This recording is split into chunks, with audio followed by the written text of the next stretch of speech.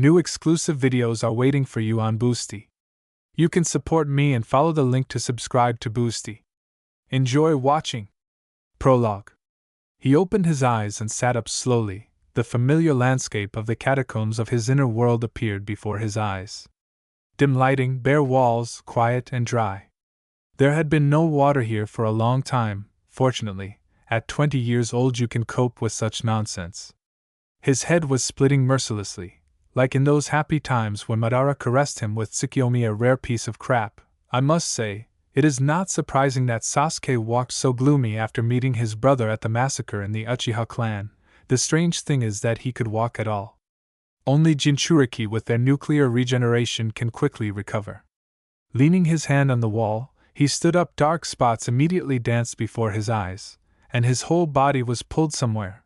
Only by an effort of will did he manage to lean against the wall, and not away from it.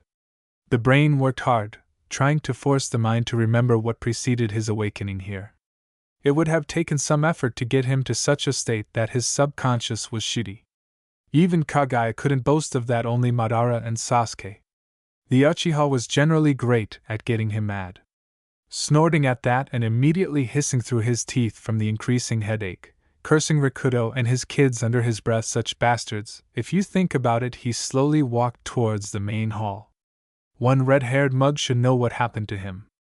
In any case, for him to end up in such a deplorable state, he would have to be either killed, which in itself is problematic for quite technical reasons, such as his appearance as a Jinchuriki and a Kage-level shinobi, or given a newly chemicalized tincture from Orochimaru to drink. No mixture works on him more than twice in a row.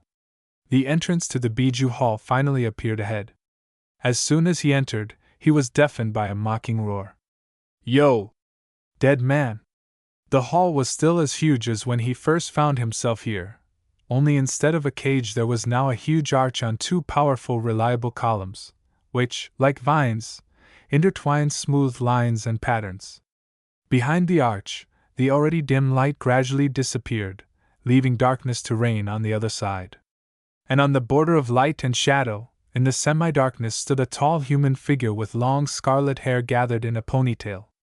Crimson eyes with an elongated animal pupil carefully followed everything happening on this side of the arch. Long graceful fingers with sharp claws trembled slightly on their hands folded on their chest. Bijou sniffed the air nervously, even in disguise remaining more of an animal than a man. The hem of the dark burgundy haori, worn over the standard shinobi uniform, fluttered slightly in the invisible drafts. "What?" An original greeting. Uzumaki stretched his lips into a smile with difficulty, leaning his back against the wall and slowly sliding down it. I was killed after all?" he asks with slight interest. "And you don't remember?" An elegant aristocratic eyebrow rose slightly, showing the obvious surprise of its owner. "I don't remember anything at all specific. Only general moments. And they end with our drinking bout with Sasuke in the company of Orochi. True, I don't remember why we drank." He wearily closes his eyes. "Remind me what happened next?" "You were killed." "That just like that, they went and killed?" "One of the three great Sannin, an Uchiha with Manjikyu Sharingan, and the Jinchuriki of the nine-tailed Bijou? Whose combined combat power is enough to change the landscape of half the continent with one or two techniques. What kind of monsters are these?" "Not monsters, poison." The blonde frowned slightly, but did not show any more vivid emotions about his untimely death. "Why would Orochimaru poison us?" He seemed to have given up on the idea of borrowing a body from the Uchiha. "But it wasn't him. He was poisoned along with you." "Him? Orochimaru Sannin? A scientist who would poison anyone he wanted. Poisoned unnoticed?" Uzumaki snorted sarcastically, still remaining irrationally calm. The fox twitched the corners of his lips in a ghostly grin. His Jinchuriki was in his element. The war had changed him a lot. Meanwhile, the guy opened his eyes and asked unexpectedly seriously, looking at the Bijou with incredibly clear eyes for such a situation. "Who? Are you sure you want to know this?" The nine-tailed answered with the same seriousness, narrowing his eyes. "I'm sure." Kage, Kyubi turned away to the wall, his fingers barely noticeably clenched on his forearms, causing the fabric to creak quietly. I see, Naruto closed his eyes again. This was to be expected. We became too independent. How did this happen? The poison was too strong. Even I couldn't remove it. I'm sorry, Naruto. Tsunade knew what she was brewing. Uzumaki shook his head. Forget it. If not for this, then something else. Did you at least manage to leave them a parting gift? The fox stretched his lips into a terrible grin. Naturally. And not even one, he laughed loudly, breaking into a rumble of growl. And knowing Orochimaru. The man fell silent meaningfully. Yeah. I wonder if there will be anything for the funeral ceremony? Naruto chuckled, almost immediately breaking into a cough. Senju did a pretty cool thing. He grimaced and closed his eyes so as not to show Kurama how much the betrayal of the Bia-chan really hurt him. Although he had expected something like this from her. Even after the blood prison. Still, becoming Hokage, it is impossible to remain with clean hands. He realized this the moment he saw Minato. If the position of Kage forced a father to make his only child a weapon of the village, then what can we say about the others? Against their background, Danzo seemed the most honest of all the Hokage. At least he didn't hide his thoughts and actions, didn't hide behind the mask of a kind uncle. Although, he still hoped that Tsunade would have enough conscience to leave him alone. He hoped in vain. How stupid, well, Uzumaki sighed heavily. It seems that I remained a naive idiot until the very end, who just like that, hopelessly trusted people. You got a troublesome Jinchuriki, Kurama. Forgive me, not that troublesome, Kyubi chuckled, smiling slightly. Believe me, compared to Mito or that same Kushina. It was much more fun with you, Naruto. Thank you, the guy smiled weakly, he really wanted to sleep. But what now? Since I'm finally dead, will they seal you again? They won't wait. The fox chuckled. I'll leave with you. But you should still be reborn after some time, right? No? Not this time. This time the smile came out a little nervous. It seems that after the epic with the Shinju tree, we all finally got to the Shinigami. Now I have no idea what awaits us. In theory, you and I shouldn't be talking now, but, he chuckled. As you can see, in general, all we can do is wait and figure it out as needed? Well, in general, something like that, little one. I'm not little. Naruto tried to be indignant as usual, but at that very moment, he yawned heartbreakingly. How many times do I have to tell you, I'm miniature? A contented chuckle was heard from the arch as you say, I'm kind of tired, the guy muttered, no longer making any attempts to open his eyes. I'll sleep a little, do you mind? Wake me up later, when the troubles start, okay? Of course. When Uzumaki finally fell asleep, the man came out of the darkness of the arch and approached the sleeping child, even though he was in his 20s. He adjusted his unruly golden bangs, brushing the hair out of his eyes. His lips twitched in a ghostly smile. What can I say, he got an unusually kind Jinchuriki. It's even a pity that everything turned out this way. Carefully lifting the boy in his arms, Kurama carried him behind the arch, where he turned into a huge nine-tailed fox, placing his burden on his tails. It's not right to sleep on a stone floor, he'll catch a cold. Part 1. Konoha Hospital. October 11th. 16 hours after the sealing of the nine-tailed demon fox. How are they? They're fine. Kushina is alive. It seems that the extraction of the Kyubi, although it undermined her health, did not cause irreparable consequences. She will live and will even be able to return to shinobi work in a couple of years. Uzumaki's regeneration is truly amazing. And the children? Are Menma and Naruto okay? Menma is fine. Even though she became the Kyubi's Jinchuriki at such an early age, her life and health are not in danger. The Biju's poisonous chakra circulating through her circulation system, if it does cause any damage, immediately heals it. Over time, this will strengthen her SCS and shake the focus, which will reduce the risk of damage from excessive training. If there is any. The Hokage smiled faintly. Senju, as always, is delicate. Even if Menma had not become a Jinchuriki, she would have had a lot of training and lessons as the daughter of the Kage. This is unchangeable. Yes, and the character and genes of the Uzumaki would not allow the girl to sit still, what can we say? As for Naruto, the Sannin sighed heavily and bit her lip, which immediately made Namikaze tense up. Tsunade? The man looked into her eyes with concern. What about Naruto? The woman sighed again. Physically, there is nothing wrong with him. A completely healthy and cheerful baby. Even the chakra circulation system is already present in an embryonic state, like any clan child. But the fourth Hokage narrowed his eyes wisely. Minato, you must understand, this is not the end of the world, they live with this and, Tsunade. He cut off all attempts to cheer him up. What? With my son? Speak. Now. The Sannin took a deep breath and exhaled. He has no chakra. Absolutely none. He's empty. Excuse me? What? You said he had a circulation system. How could he not have chakra? I don't know. But he doesn't. He has a circulation system, but no chakra.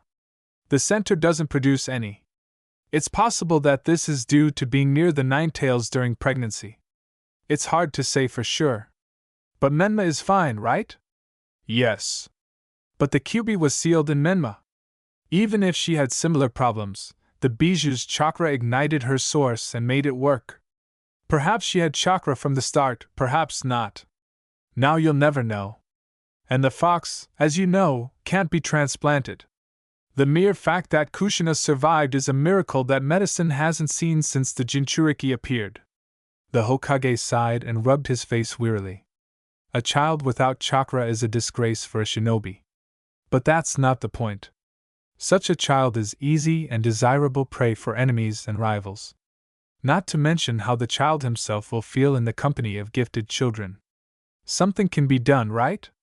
You said that the Kyuubi chakra may have ignited Menma's hearth? And if, I've already tried. Infusing regular or medical chakra does nothing, only causes inconvenience. I didn't risk it with large amounts so as not to harm the child. What if I infuse a little of the fox's chakra? The Hokage asked hopefully. Minato, are you out of your mind? Biju chakra is incredibly toxic. Only Jinchuriki are able to operate it without harm to themselves, and even then not always. And not right away. It will kill the child. And what should I do then? The man flared up. Wait, the kunoichi cut him off. Perhaps the hearth will wake up. Perhaps? I know no more than you do, Minato. Now Senju's patience ran out. That's it. The conversation is over. And now, please forgive me, Hokage-sama, she literally hissed the title of the young shinobi. I have patience waiting for me. The attack of the Nine East is not a hedgehog sneezing. Konoha. The Hokage's house. 2 years after the attack of the nine-tailed fox. Minato, what did the doctors say? Kushina looked worriedly at her husband, who returned from the hospital with Naruto in his arms.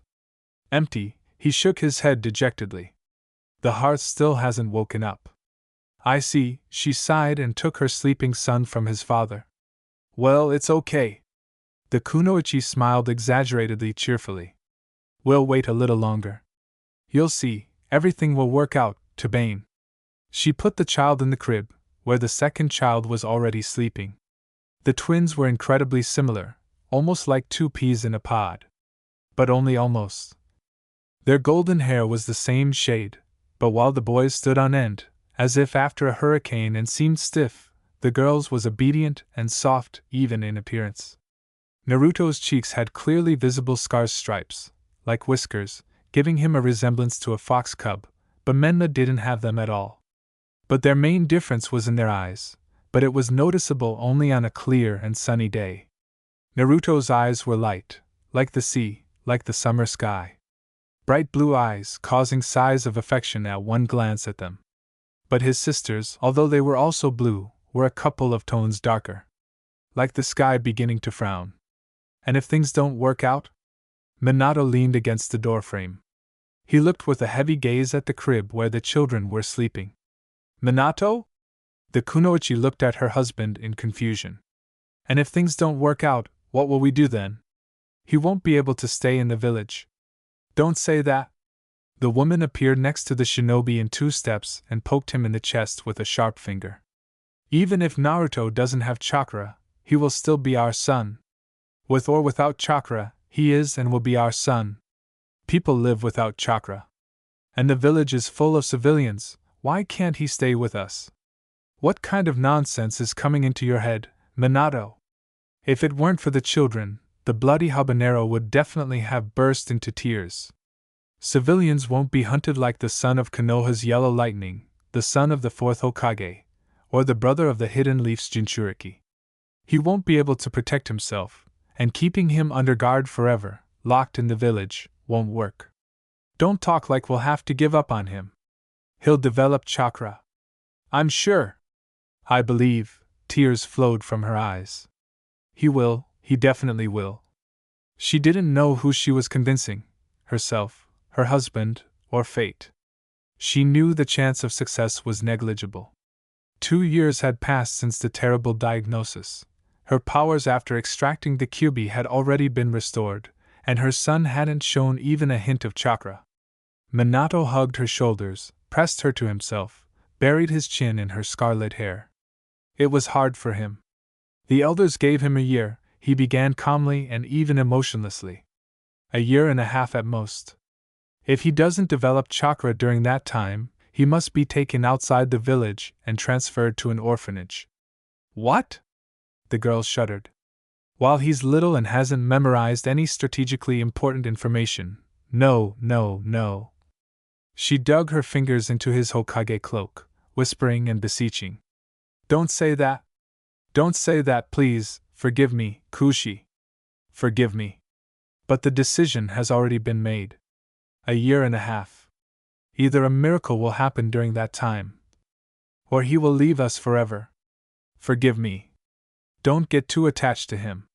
He squeezed her tighter for a second, then let go and walked out of the nursery, leaving her alone. The man didn't see how she sank to the floor and began shaking and silent crying. Why is this? Why? Konoha. Hokage's house. 3 years after the fox's attack. Morning. Daddy? Look what I can do!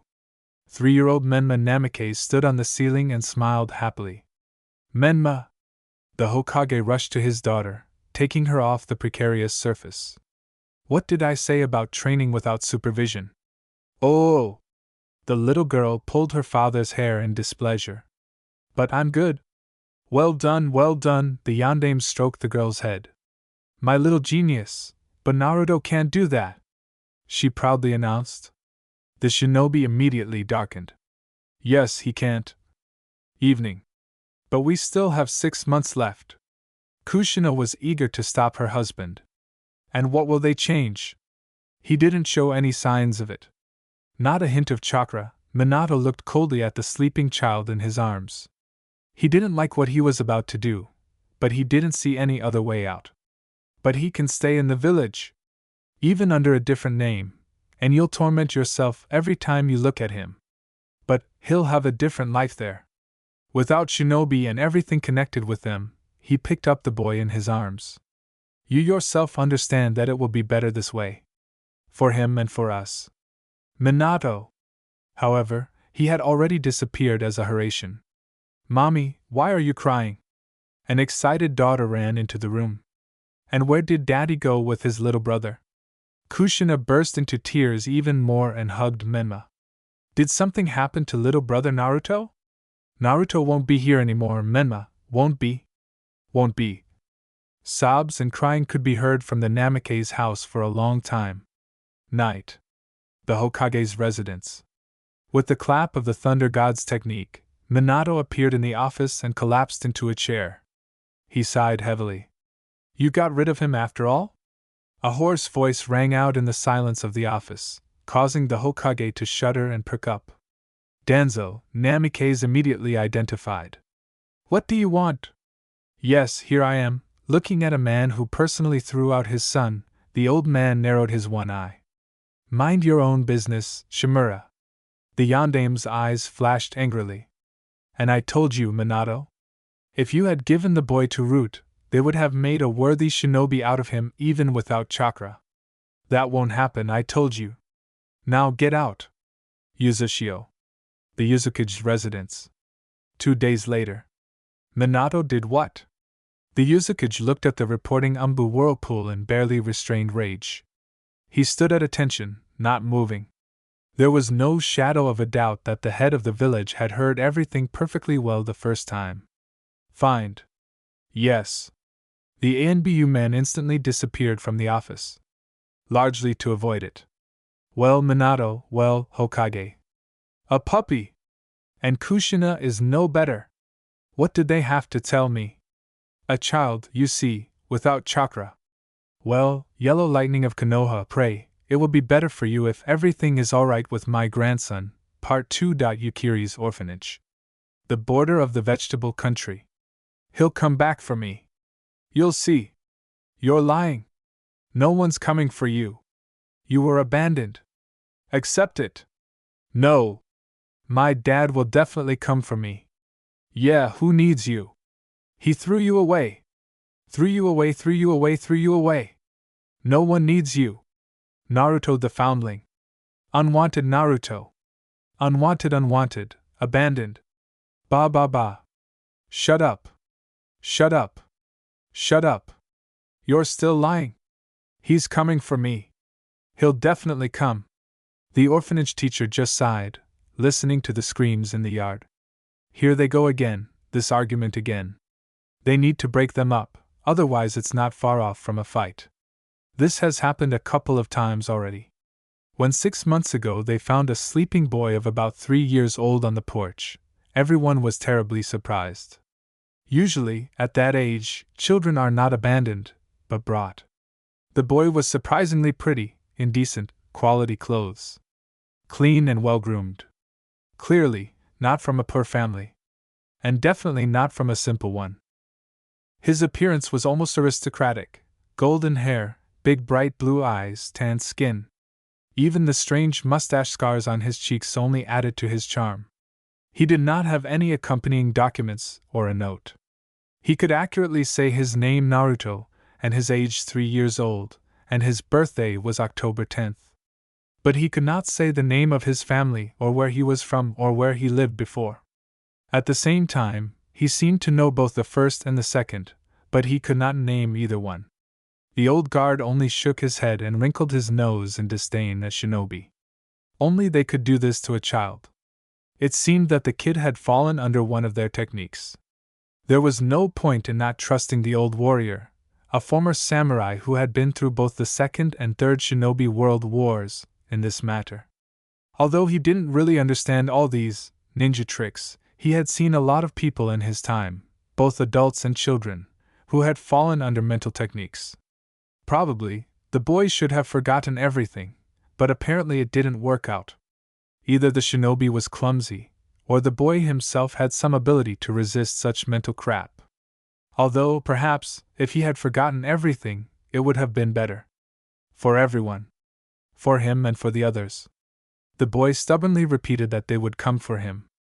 That his father would come for him and take him home. In a place where everyone had long since come to terms with the fact that they no longer had parents, and that they had no one in the world to rely on except themselves and their own strength, such words only irritated old wounds. Yukiri's orphanage was a good place. It was located in one of the villages on the border of the vegetable country. The children there did not go hungry and were always clothed. But there were children living there, and they could be cruel. Naruto, in his confidence, was too irritating for them. They accepted him without a doubt, but they could not accept his determination to wait for his father to appear. It would be better for everyone if the boy accepted his situation. Alas, the words accept and surrender were clearly absent from his vocabulary. Lady Oroshir sighed again and went out onto the porch, looking at the children. Okay, enough! She clapped her hands a couple of times to make it convincing. Stop swearing. Naruto sat at the gate all day again. Little Shika, the youngest in their shelter, stuck her finger in her mouth. He was waiting for them to take him away again. And they will. Daddy will come. The little blonde clenched his fists angrily. You'll see. No way. Don't even dream about it. Seigetsu, who was already 7 years old and considered himself terribly adult in comparison, looked mockingly at his disheveled, dusty opponent, who had probably been sitting on the bare ground all day again. So, no arguing, or I'll call Katori-san and ask him to spank you. The children respected and rightly feared the former samurai. Wash your hands quickly and sit down at the table. Dinner is ready. Hooray! The children immediately forgot about all their squabbles and ran into the house. Except for one. Naruto clutched his jacket tightly to his chest, the only thing left from his past, along with light breeches and standard shinobi sandals. There were unshed tears in his eyes. He will come, he repeated stubbornly. Definitely. The teacher sighed. She walked up to him, squatted down, and looked into his blue eyes. Something had to be done about this urgently, otherwise it would end badly. Naruto, listen to me. She hugged him by the shoulders. I don't know how and why you ended up in our shelter. And I don't even deny that maybe someday your family will come back for you. But continuing to behave like you are today is unlikely to bring that moment closer. Just like constantly talking about them taking you away. But they will. Definitely. Maybe. She agreed. However, looking at the soup to boil faster will not make it boil. So what should I do then? Well, let's go have dinner first. The woman smiled warmly. And then we'll definitely think of something. Okay? Okay. The boy agreed, sniffling. Well, that's great. Night was falling on Yukiri's orphanage. Silence reigned in the common room where all the children of the orphanage slept. Wrapped in their blankets, each in his own way, the children snored peacefully, seeing the tenth sleep. Out of the entire gang of 12 children, only one was awake. Putting one hand behind his head, Naruto unconsciously looked at the night sky. Not that it was really important to him, but the starry sky helped him collect his thoughts and think carefully. Well, as much as it was possible when you're almost 4 years old. Even if he were a shinobi's son 100 times over, in reality he wasn't that much different from the other children. And in the absence of chakra, he learned that something was wrong with him a couple of weeks before he ended up in the orphanage. Before that, he only suspected that he was somehow different from the other children in the village. Mom and Dad were arguing for a long time in the kitchen and did not notice him when he was standing behind the door. And Dad? Naruto could convince himself as much as he wanted that everything was fine and that Dad would definitely come for him, but he remembered how his father had been throwing strange glances at him lately. They were cold and prickly, they immediately made him feel uncomfortable, and he wanted to run away somewhere and hide. And his mother looked at him with such longing when she thought he could not see. But he always felt such glances.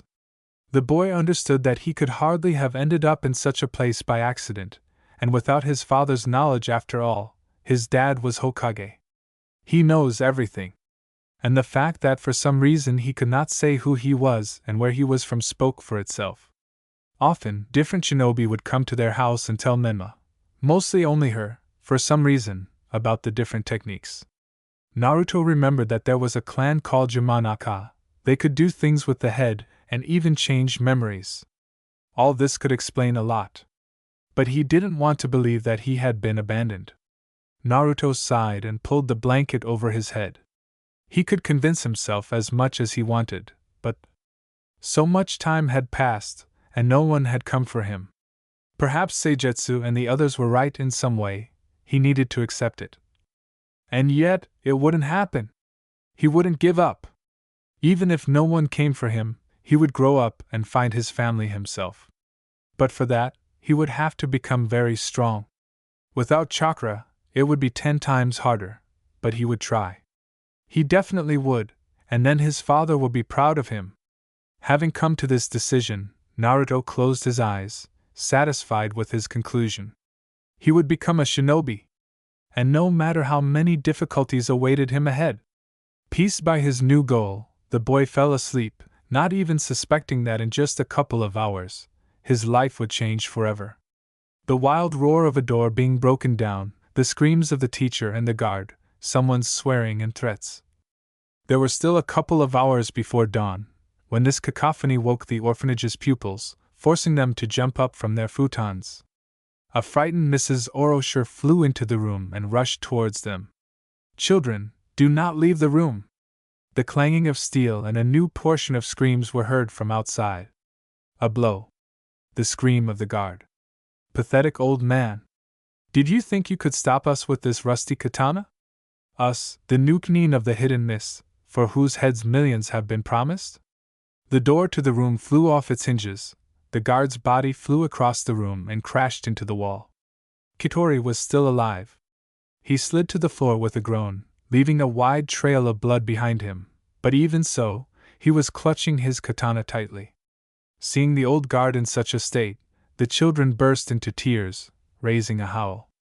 Orosher unsuccessfully tried to calm them down, shielding them from the missing Nin, who stepped into the room, followed by two more. All three were dressed in standard shinobi clothing, over which they wore traveling cloaks. One of them was an ash-blonde man, quite young in appearance. His face was crossed out by a huge scar from the fire.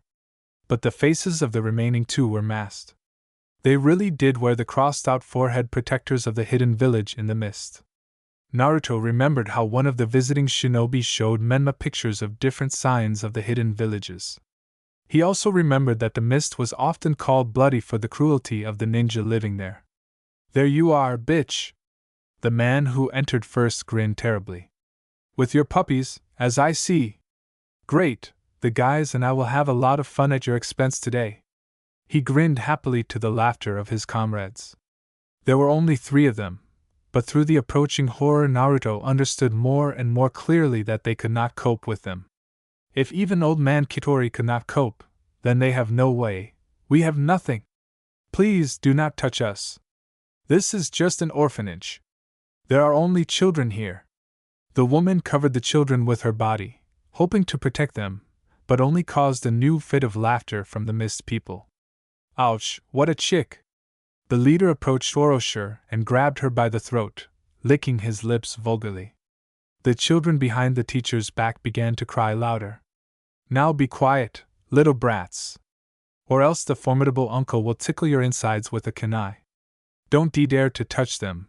Kitori tried to get up, clutching a trembling sword in his hands, but received a kick in the stomach from another Nuknin and, screaming, fell on his side.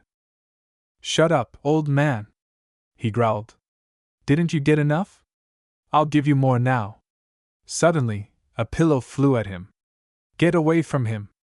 Naruto, clutching another pillow, looked defiantly at the shinobi, unsuccessfully trying to hide the fear in his eyes. He knew that he had just signed his own death warrant, but he couldn't do otherwise. "Ah, you snot!" The injured Nuknin rushed at the boy, slamming his fist into his face and sending the child flying to the nearest wall, snatching a kunai. "I'll kill you!" "Naruto!" Orosher tried to break free from the hands of the man holding her in horror, but he only tightened his grip. Suddenly, the missing Nin walking towards Naruto froze. His frown was clearly visible through the mask. In 2 steps, he was next to the child and unceremoniously kicked him in the side. There was no reaction. "Are you dead or something?" he drawled incredulously. He tugged the boy by the t-shirt and turned him over on his back so that he could see his face. "Ha, he really is dead. What a weakling, he didn't even let me have fun." To satisfy his sense of revenge, he kicked the boy a couple more times and walked away. Orosher gasped in horror. Scarlet blood was running down her charge's golden hair.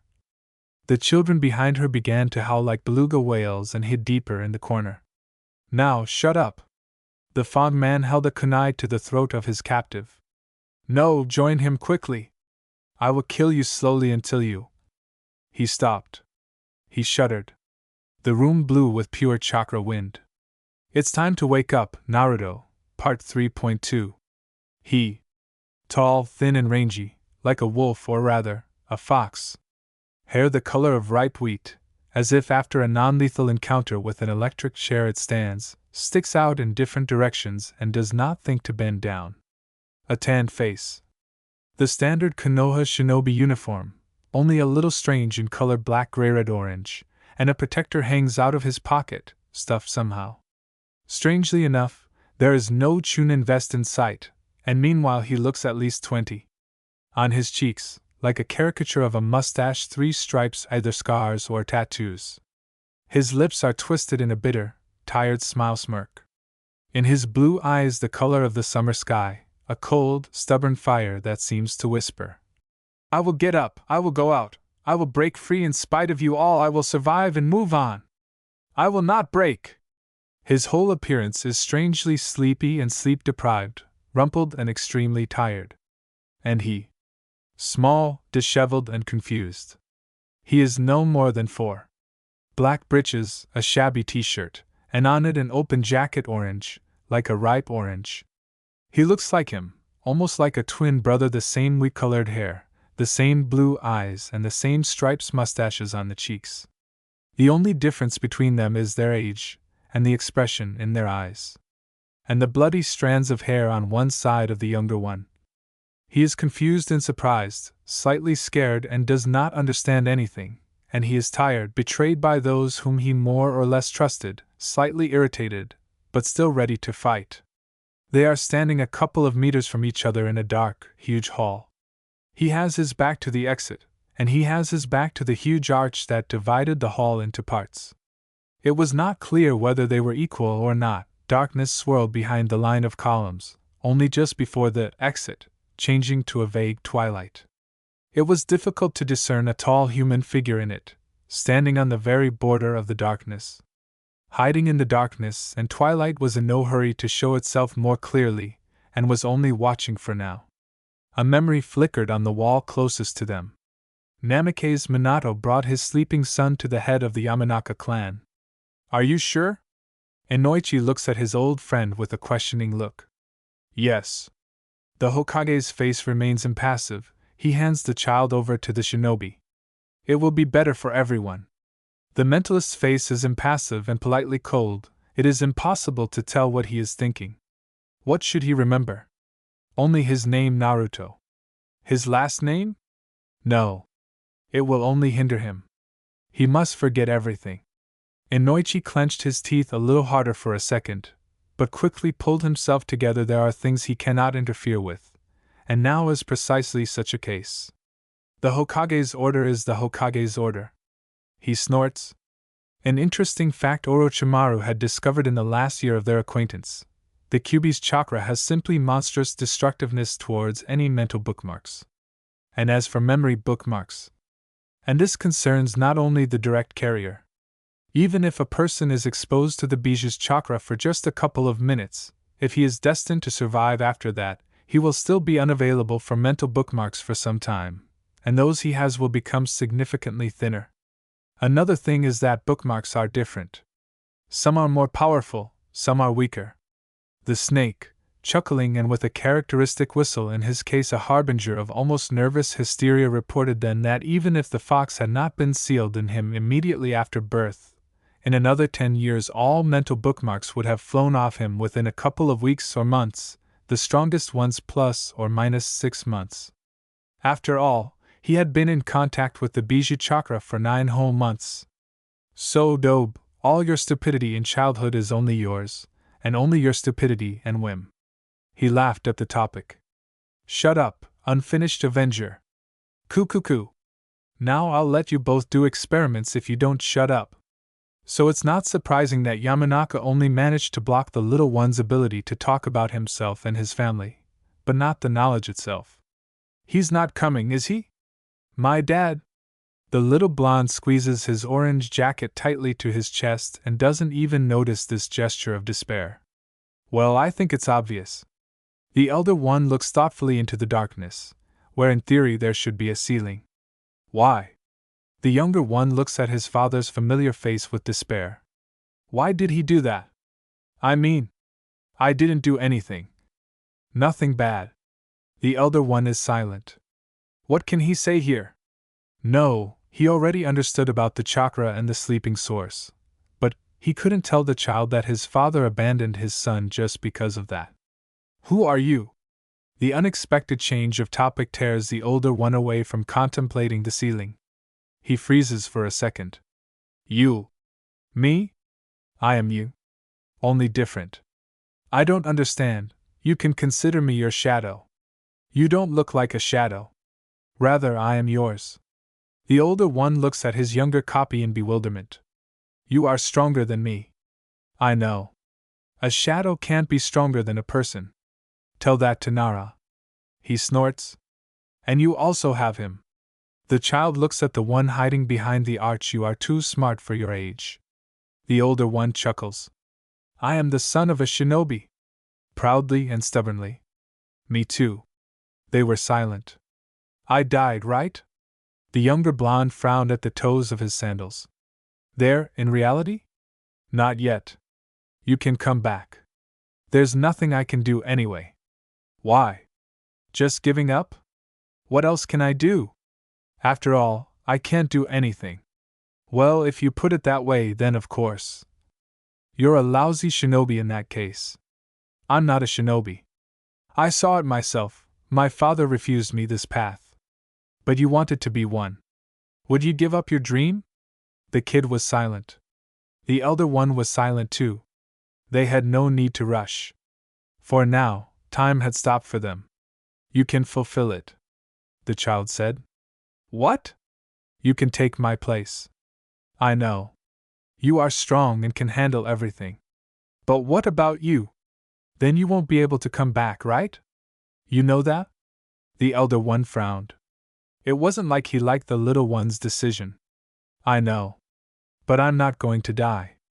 After all, you are me. We are one and the same. We are different. He disagreed. And at the same time, we are one. What nonsense, he snorted. And yet he stepped forward, holding out his hand. It's not stupid. The kid disagreed, taking a step back, holding out his palm and suddenly smiling sunny. You will fulfill our dreams, right? He asked seriously. I will, he said just as seriously. Okay. I'm glad. The two hands met, and a golden cocoon enveloped them. My name is Namikaze Naruto. I was glad to meet you. Prove to everyone that we are not an empty space. My name is Uzumaki Naruto. I promise to take care of our dreams. When the golden cocoon disappeared, there was only one person standing in the hall. But he looked about 10 years old. He looked at the one standing in the darkness of the arch. Are you with me? Of course. The bijou took a step forward and stepped into the illuminated area. His crimson eyes sparkled with anticipation. It's time to wake up, Naruto. Part 4. Elemental Chakra.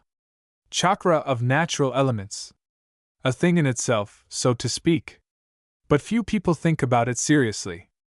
The ordinary chakra that every shinobi has is not natural, nor is the med chakra, and even, oh, horror! The Sen chakra, it was not. It is difficult to say right away what the chakra of natural elements is, and why some people have a tendency to one element, others to another, and others do not have it at all, is also not about heredity. Just as it is not about the fact that some people have more than one element. What is important is something else. No matter how strong a person's tendency to an element is, he uses, to a greater extent, the ordinary one. And even if a shinobi performs an elemental technique, the ordinary chakra does not disappear. In other words, there can be no absolutely pure, elemental chakra. The human body is simply not adapted to the load of pure natural chakra. Because pure elemental chakra is not much inferior to bijou chakra in its nuclearity.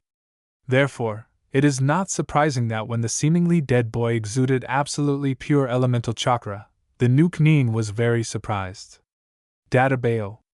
Just a second ago, lying in a spreading pool of his own blood, the boy sat up with a groan, clutching his jacket opposite his stomach. And it turns out that it hurts when the hearth wakes up. The child turned a slightly cloudy gaze to the frozen Nuke Ning. Leave them to me.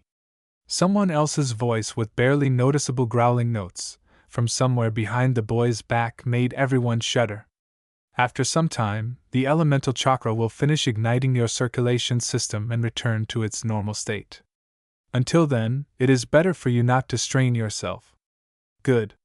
Uzumaki agreed and stretched his lips in an anticipatory smile. I entrust them to you, Kurama. Wonderful. In the center of the wind chakra, like flowers in spring, equally pure fiery flashes appeared. They covered the wind, wrapping it up like a blanket. Puppy! The head of the missing Nin threw aside the screaming teacher and tried to rush at the boy. He did not understand what was happening, but he felt with that very shinobi intuition, that very nerve under the backbone, if this strange boy was not stopped now, their song would be sung. The sense of danger howled like a fool. Only the key word was tried. There was very little left to reach the boy, when an unknown force threw the attacker aside, slamming him into the wall so hard that his bones crunched. And the quiet roar from relatively incorporeal suddenly sharply embodied into literally tangible skin. Not so fast. Fiery red, caustic chakra slowly twisted in a spiral between the nuke Nin and the child, thickening and concentrating, compacting, clothed in a tall human figure. The renegades of the mist, frozen in horror, watched the appearance of the demon. Kyubi grinned in anticipation and shook his heavy mane of hair, gathered in a ponytail at the back of his head. Fiery flashes danced in his crimson eyes. The hems of his haori swayed when the Bijou lazily moved towards the leader, like all the others, the paralyzed Yaki of the fox. Didn't your mother tell you when you were a child that you can't offend the weak? Rolling growling notes cut through the demon's speech, even in this form. He brought his clawed hand to the missing Nin's neck, mockingly slow, mockingly demonstrating all the defenselessness of the man before him. You can start screaming. The demon's cold voice was the last thing the renegade heard before the demon's figure disappeared, blurred by the movement. And then came the pain. Are you sure that was necessary? A pale boy with bloody streaks on his face and clothes sat on the red-haired man's back. He looked at the receding walls of the orphanage, in which the screams of the missing Nin killed by the demon had recently been heard. Specify. The man crossed over to the upper shinobi paths and sharply accelerated. They had to disappear from here as quickly as possible. Kyubi did not doubt for a second that the boy could feel sorry for his would-be killers. You erased the memories of everyone in the orphanage. They won't even remember me. It won't be too suspicious. Especially after the attack of the missing Nin. It will be suspicious in any case. The fox growled discontentedly. The traces of chakra are too obvious. Then, no. They won't be able to reconstruct the events of the last week. I see. Naruto closed his eyes and leaned his forehead against the Bijou's shoulder. He smelled of fire. Not that Uzumaki approved of such methods against civilians, but he understood their necessity perfectly well. They needed to hide. And potential pursuers shouldn't know what exactly happened to the missing Nin of the bloody mist. The boy sighed and immediately winced. The chakra channels burned and itched, as if fire ants were running inside them, and they sought to convey their displeasure to the owner, releasing phantom pain with every movement. Try to get some sleep. Kurama didn't turn around, but unmistakably identified the problem of his Jinchuriki. Your circulatory system needs to get used to and adapt to the new loads. Naruto tried to follow the advice, but suddenly broke into a quiet laugh. What? I imagine the upcoming training. The fox smiled and snorted. That's for sure, knowing the boy's stubbornness. This will be interesting. Sleep, he ordered, menacingly adding, the journey ahead is not short. And I'm not going to drag you on my back all the way, stupid vessel. I'll remember this, impudent lodger. Naruto muttered somewhere in his haori, the corners of his lips twitched in a barely noticeable smile. Part 5. Yuzushio. The village hidden in the whirlpool. The Yuzuki's residence. 6 hours before the incident at the orphanage. A hurricane wind had been raging at sea for the second day. Leaden clouds covered the skies as far as the eye could see, flashing chains of lightning and filling the air with ozone. A wall of rain pounded the roofs and windows of houses under the rolling rumble of thunder. It seemed that somewhere high above, behind the clouds, or rather in them themselves, furious beasts were hiding, the echoes of whose battle reached the ground. The squall of water bent the trees, tearing off their leaves, broke branches, crashed into the walls of houses and roared in the drains.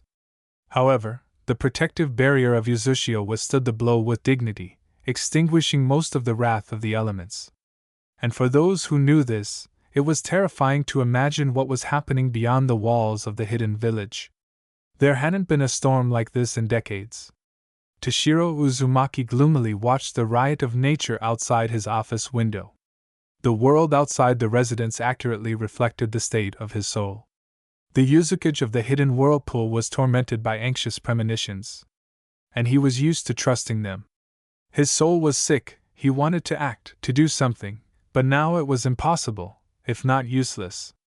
That feeling when all you can do is wait and hope, relying on Kami. A terrible feeling of your own powerlessness. The greatest fear of a shinobi. Many years had passed since he felt something like this. A lot. More than 80 for sure. And he was still very green then. Jonin. About 40 years old. A nervous laugh escaped his lips. Yes, such an age for a shinobi. It seems that this is why the other villages do not like his clan. Long-lived, endowed with huge reserves of chakra, incredibly tenacious masters of seals. Once upon a time, when he was still a child, his uncle, who took care of him and his sisters after the death of their father, told him, "Outsiders can think whatever they want, that we are strong with chakra, seals, or even kinship with Rikudo himself, which, by the way, is completely wrong, but you remember, our true strength is in our bonds, our loved ones, our family. We never abandon our own. And as long as this law is sacredly honored by every member of Uzumaki, we are invincible. And we will always be like this. I hope." That was a long time ago. Neither Hashirama nor Madara were even planned yet. Villages such as they are seen now did not exist, but even then their settlement was a stronghold of power. Toshiro remembered the words of Ishido, who became the first Yuzukage much later, remembered them and always tried to follow them. And when his uncle's daughter, Mito, was given to Hashirama, and when his sister's daughter, Kushina, was sent to Konoha, he remembered these words. They were helped, not abandoned. And it is even sadder that Kushina herself forgot about it, because he himself taught her this. 6 months had already passed since he was informed about Minato's actions. 6 months had passed since the beginning of the frantic search for little Naruto. And nothing. No leads. Namikaze turned out to be prudent, did not leave a single tale.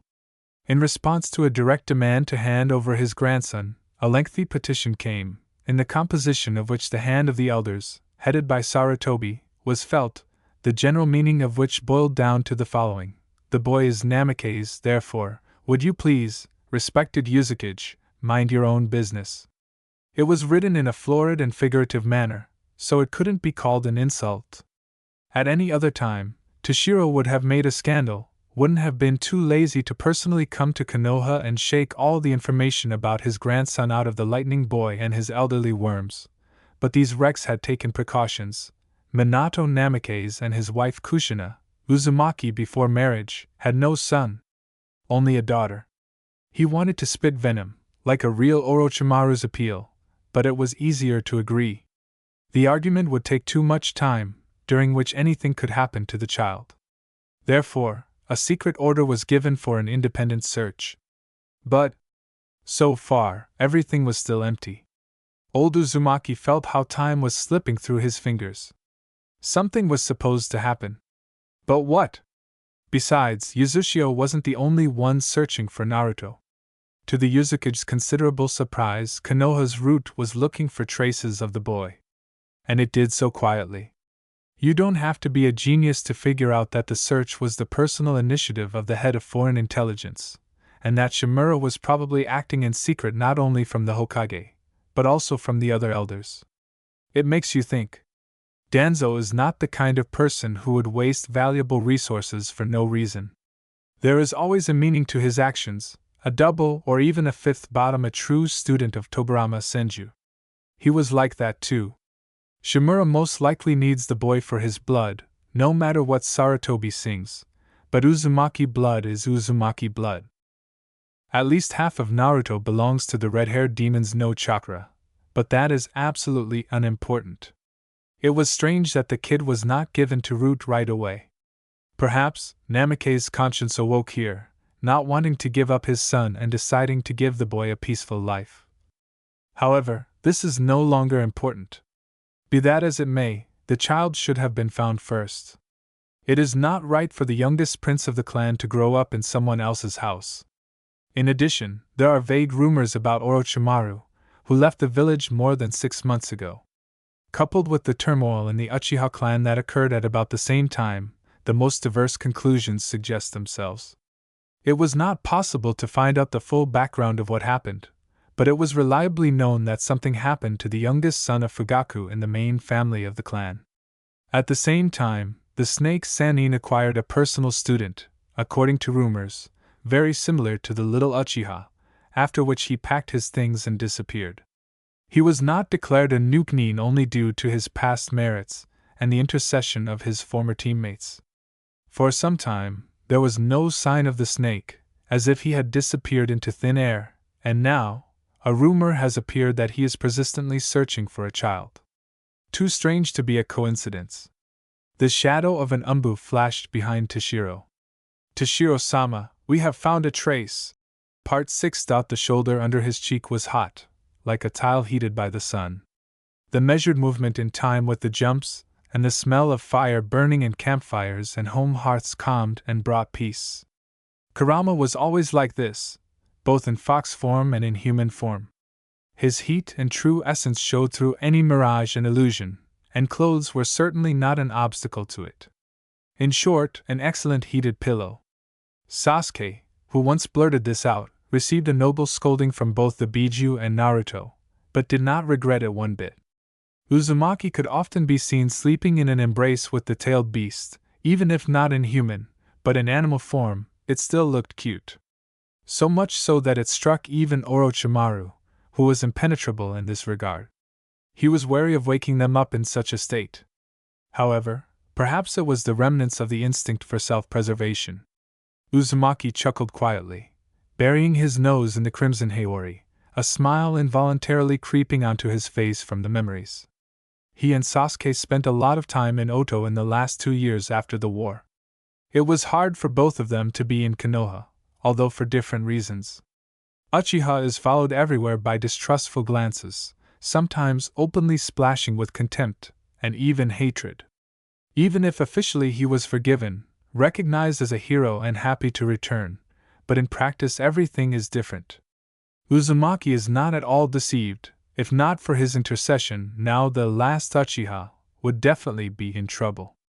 They would hardly kill him. After all, the great clan, it should be revived, but the title of a criminal would remain until the end of time. Even Sakura, no matter how much she talks about her eternal and devoted love for her former teammate, would not contradict a direct order from the Hokage. Only Naruto could do that. It is stuffy in Uzumaki's home village. It is almost physically difficult, to the point of being unable to breathe. They congratulate him, smile at him, praise him and pat him on the shoulder. They call him a hero. It would seem that this is what he has wanted all his life. They do not shy away from him, they do not fear him, and do not call him a monster. But he is sick of this hypocrisy. He does not know what it is, the remains of Rakuto's legacy or a personal gift from Kagaya. Or maybe even a mutation from long interaction with Kurama has finally emerged, but he literally feels in his gut that all these smiles are just masks. Perhaps so skillful that their own owners have forgotten and do not feel it. However, something is still hiding under them. Something dark. Not fear, but apprehension. This fear comes from Tsunade and Sakura. Fortunately, of all my close acquaintances, only from them so far. Oddly enough, he doesn't feel anything like that from Orochimaru, although he fought him back then, when Uzumaki was not the best example of adequacy in Biju mode. The scientist is simply curious. Interesting. He doesn't even give off any hint of madness. The snake was also forgiven, but unlike the members of the 7th team, he is in no hurry to go to the village. He is settling into his old laboratory somewhere on the very border of Konohagakure no Sato, and even then, not very actively. He still spends most of his time in his village of sound. There he has his own atmosphere, as he puts it. Uzumaki doesn't go into much detail, but when he casually suggests dropping by, he agrees, unexpectedly even for himself. Sasuke hangs out there quite often anyway. Contrary to expectations, the Snake's village is not entirely underground. There are quite normal houses on the surface. Another thing is that they really are houses. They are large, spacious, bright, and look more like aristocratic estates. They don't train there, don't keep important equipment there, they rest there. And it's much better there than in Konoha. The fox moved through the forest until it got dark, and a decision was made to make a halt. Not so much because Kurama really needed rest, but because Naruto needed it. A child's body, coupled with the formation of the circulation system, required food and rest, at least temporary. The Biju and his Jinchuriki, although in the current circumstances this definition of Uzumaki was highly questionable, had to get to the country of rice fields, where in their world in the past failed future Orochimaru was building the village hidden in sound. On reflection, Kurama assumed that their cheerful awakening in this world was possible not only because of the probable intervention of the Shinigami, but also because of the seal used by the snake Sannin at the end, which he managed to notice out of the corner of his eye before everything was swallowed by darkness. In this regard, there was a very good chance that they were not alone in this reality. The only question was whether Orochi woke up at the same time as them or not. There was absolutely no desire to go to Konoha to look for a small, frostbitten Yukahan aka Sasuke Uchiha, and it seemed outright suicide. The organization of the overnight stay went smoothly and did not cause the Biju any big problems, partly because all of its carriers were shinobi, and some of their knowledge fell to him. But there was an unexpected hitch with catching dinner. They took some supplies from the shelter with them, which they could take without causing problems to those who remained in the house. They had to save them and, if possible, eat, replacing them with livestock. There were enough animals in the forest to catch them, but for this it was necessary to move away from the resting place at least a minimum distance, which was categorically impossible. Naruto needed the constant presence of a strong source of chakra in the outside world for the least painful restoration of the SCCH, which the fox was providing now. Problematic, as Shikamaru would say. Kurama nervously twitched his cheek, narrowed his eyes irritably, sighed heavily. He did not have much choice. Naruto was important to him, and it was worth acting quickly. Another second to think, a sign of concentration, focused the chakra. A moment later, two of his clones stood in front of him.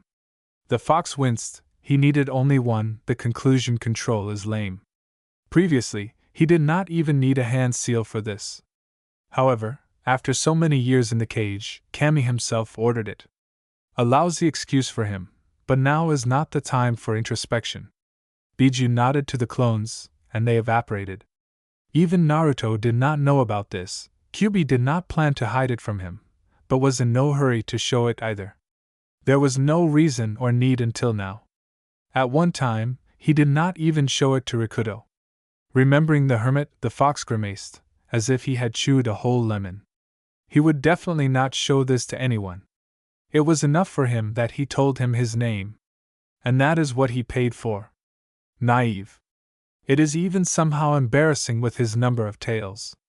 Kurama glanced sideways at his ward. Uzumaki was sleeping. Finally.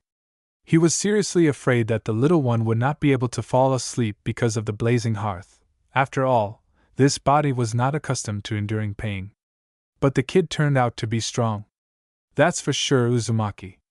The fox's mouth twitched in a weak semblance of a smile. Little. The clones returned.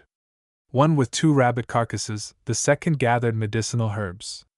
The man nodded, and they dispersed, leaving behind a cloud of red chakra each, which instantly returned to the original, but still leaving some traces in the surrounding space, causing the Biju to wince once again.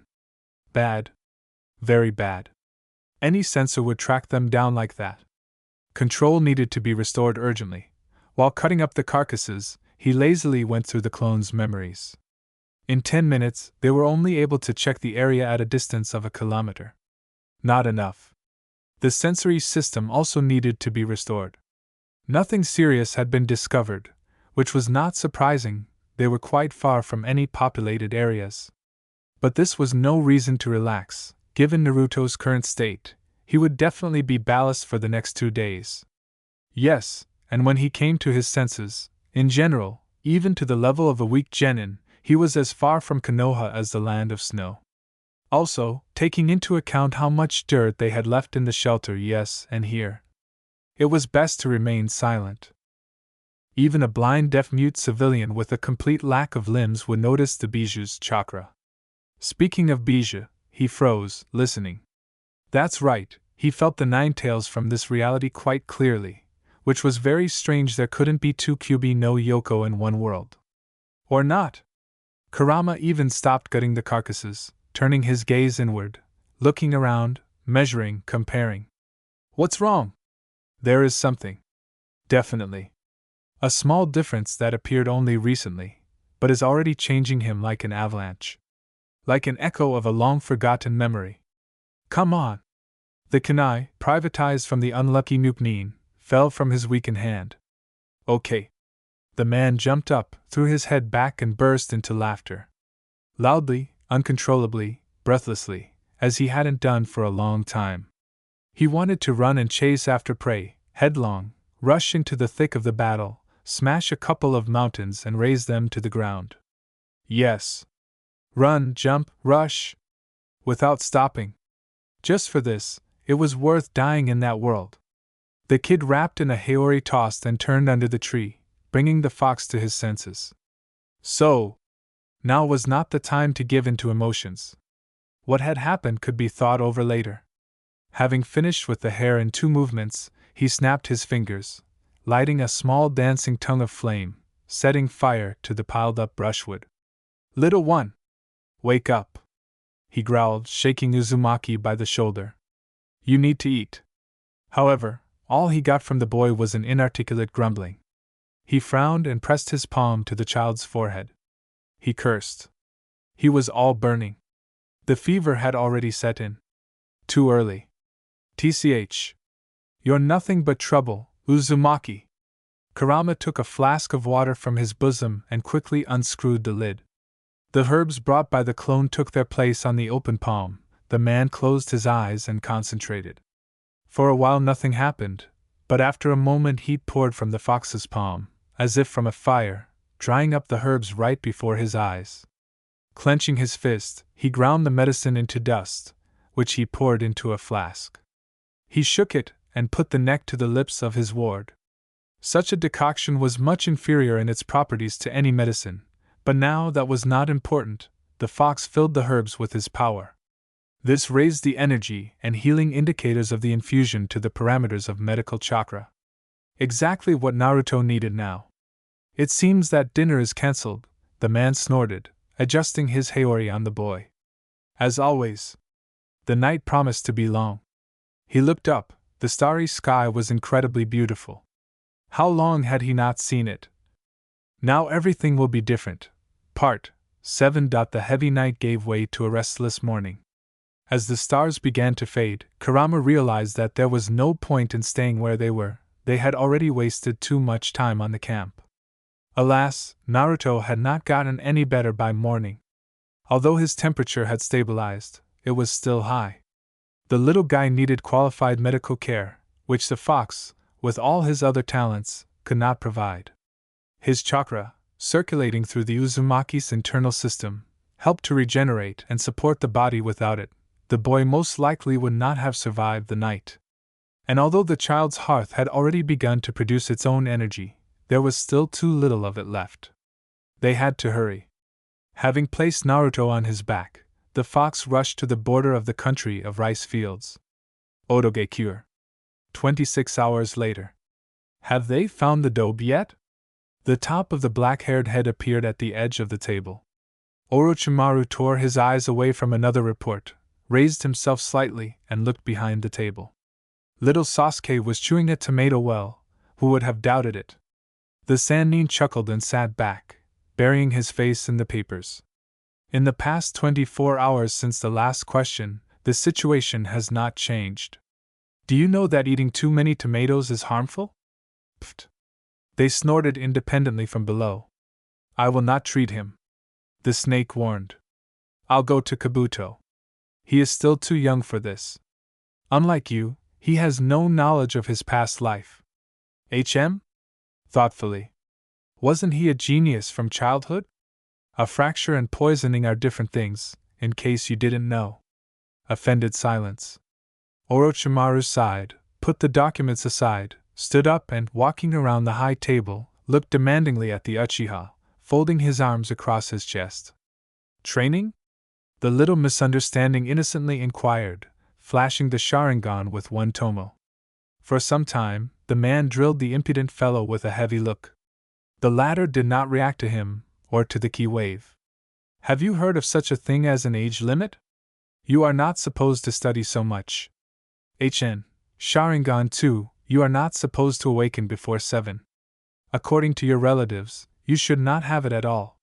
Or was it you who prescribed me prophylaxis, after which everything resolved itself? It is not my fault that your clanmates could not recognize an unusual reaction to vaccinations. For some time, there was a struggle of views. Then the Sannin gave in. Uchiha! Do you have nothing better to do? Then I will find it. Dobe is not around. It is not interesting to tease Kabuto. The boy agreed. And besides, you have not left here for a week. It seems to me that I allow you too much. The man exhaled. One lightning-fast movement later, the child was grabbed by the wide collar of his clan shirt and tucked under his arm. Let's go. Kuhihi. You'll get some training. Sasuke didn't protest at this treatment of his carcass and continued chewing the tomato, hanging in the Sannin's grip with an impudent rag. The child's body imposed some restrictions on his behavior, and coupled with an adult mind, all this manifested itself, unconventionally. Even too much. Orochimaru, silently walking along the winding corridor of Oto, slowly thought about the current situation. Not that he hadn't done this before. In fact, all he had done in these 6 months was try to understand what the hell happened on that ill-fated day. But he never came to any specific conclusions. In his past life, he somehow never thought about anything like this. There were some hints, ancient treatises, and even something like an evidence base, but there was no confirmation. All the more surprised he was when 6 months ago he woke up in his house in Konoha, with a Jonin vest on a hanger and an untouched Hitayate of the leaf.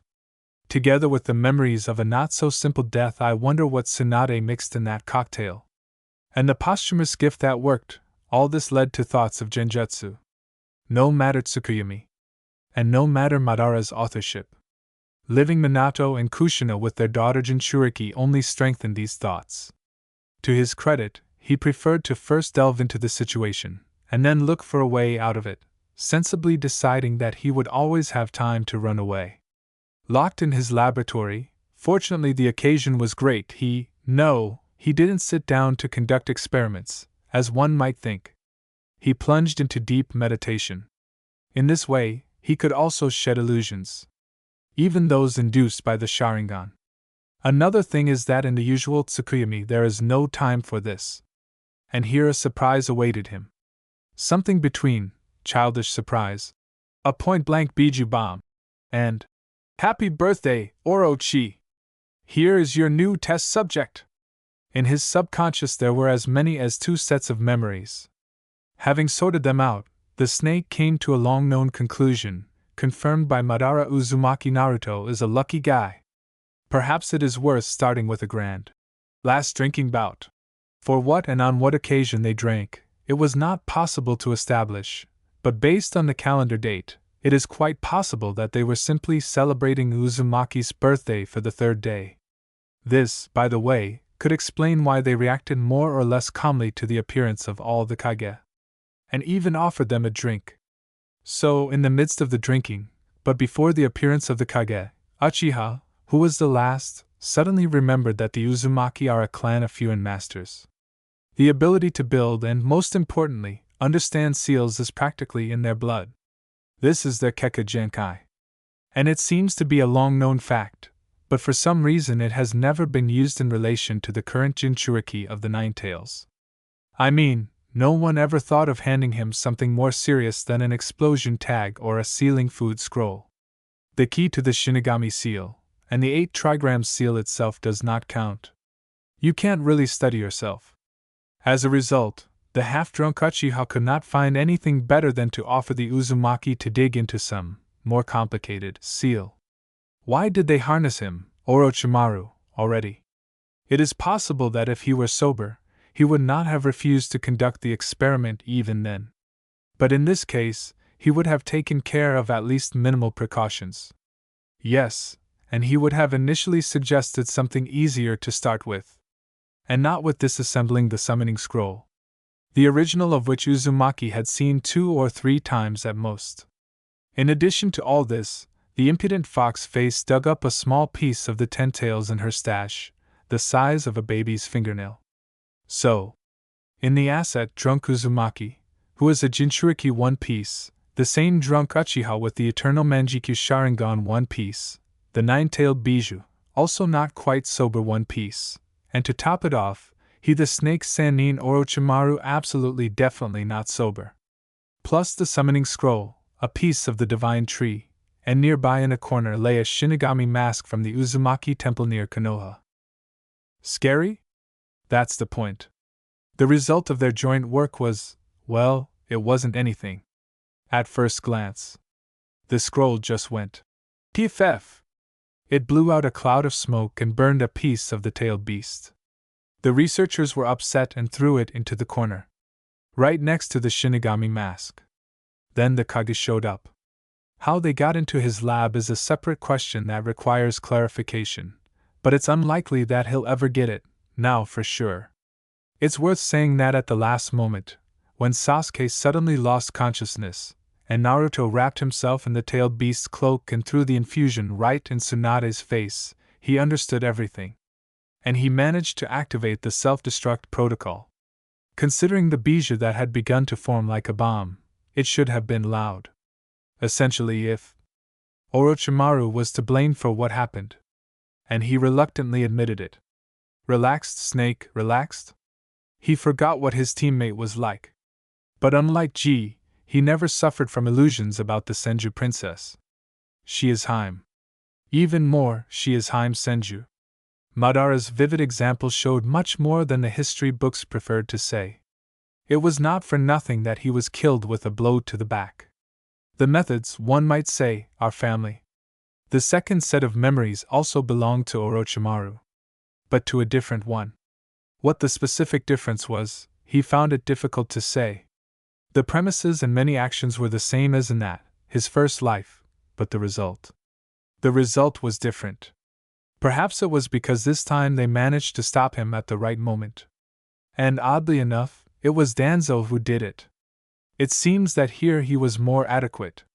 Much more adequate. Although he is still devoted to Konoha to the grave.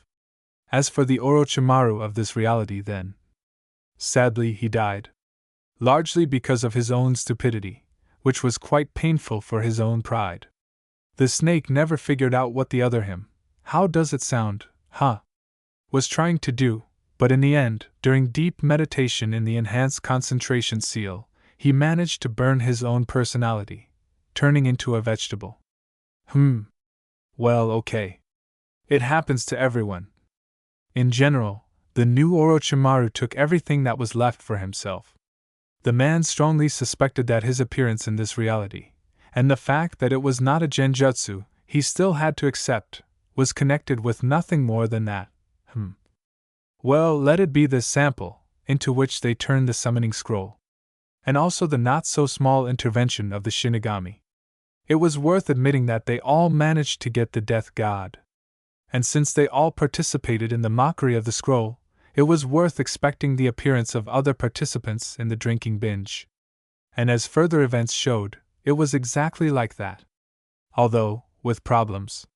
Sasuke appeared in this world almost 3 months before him, and by the time the Sannin was going to test his theory, he was ready to climb walls, gnaw chakra-conducting iron, and soon repeat his run to the Valley of the End. His clanmates and family in particular had gotten on his nerves. Very much. For an adult accustomed to taking care of himself, in the body of a child and under the care of relatives who knew nothing. The Uchiha wisely did not rush to enlighten his relatives on the topic of personality change. Everything that was happening was akin to torture. Problems with the Sharingan did not add optimism. And the lack of a buffer in the form of Uzumaki between him and those around him made his presence in the Uchiha clan quarter something like a time bomb. Orochimaru's awakening was comparable to the gift of heaven. The snake frankly did not want to remember how he had fought for the right to mentor Sasuke and left the Konoha shinobi. Everything that accompanied this process could be described by three phenomena: insanity, confusion, and sheer stubbornness. Fortunately, not on Fugaku's part. He seemed to be only glad. But in general, everything was complicated. By that time, the scientist already knew what had happened to Naruto, and was wildly furious that he had been late in waking up by exactly 3 days. This made him angry. Despite the fact that this world had managed without his missing Nin, there was a network of secret shelters here too. And even in the same area. As well as a network of informants and informants' people, and even a couple of students. Among whom was already a young Kabuto. By all appearances, the Orochimaru of this world was planning to leave the leaf sooner or later. Unfortunately, the memories of this moment were fragmentary. The refuge in the land of rice fields was chosen as the base of support. The man sensibly assumed that when Uzumaki woke up, and he would wake up in any case, the question is only with or without the fox, then after some time he would guess to go there. At least out of curiosity. He hoped for it. Having reached the training hall, the man put the child on his feet. Sasuke had just managed to finish gnawing on a tomato. By the way, an interesting fact, regarding which the snake still has not decided: when the personality awakened, a merger with the previous owner of the carcass occurred. Both he and the Uchiha, most likely Uzumaki too. And this could not but affect the character and behavior. In addition, the body of a small child greatly influenced Sasuke. In his past life, he would never have allowed himself to be dragged like that. By anyone. Perhaps with the exception of Itachi. Well, the Sannin rubbed his hands contentedly. You asked for train. Suddenly the doors swung open, and one of the guards of the refuge flew into the hall. Orochimaru-sama. There are strangers at the entrance to the shelter. We couldn't stop them. They demand you. The man raised an eyebrow in surprise. Demand? What kind of suicide bombers are these? And only a second later it dawned on him that not many people knew about the entrance. And only one of them could demand it. The snake flew out to the gate like a bullet. An unfamiliar red-haired man with a small blond boy in his arms, behind whose back 9 streams of familiar red chakra swirled. You've taken too long, Snake. Instead of greeting, the familiar stranger said. The little guy needs help. All questions later. Orochimaru was so shocked that he didn't dare argue.